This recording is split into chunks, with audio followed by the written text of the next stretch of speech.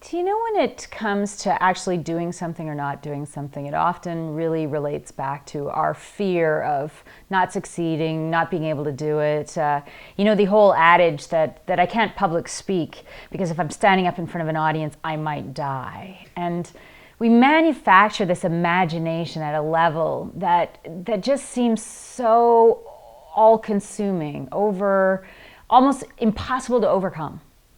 But really, you know, the gift of managing fear is not in fighting fear, but in embracing fear and allowing it to ride shotgun with you in the car. You know, we've all had children who said, I'm calling shotgun.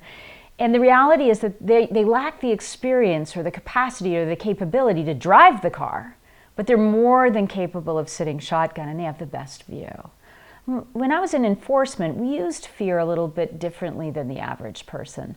So fear was something that kept me alert, kept me aware, allowed my ears to hear things that I might have otherwise missed, allowed my vision to be laser focused so that I had a broader viewpoint, but still was really dissecting information that I needed to know. I was looking for it because fear kind of was the undercurrent that kept me sharp.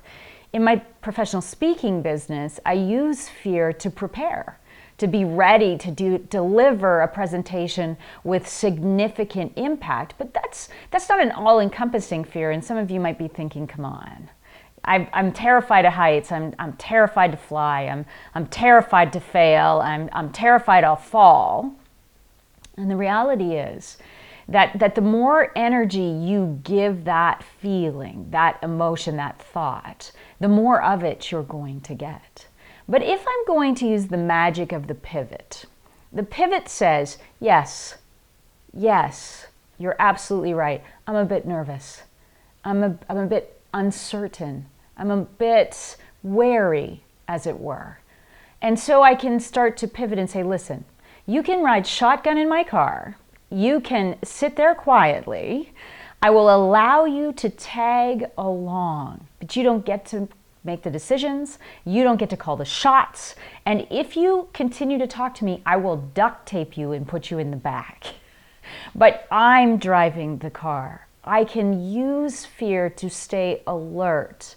But if I allow fear to amplify, I'll become paralyzed and I'll be incapable of performing.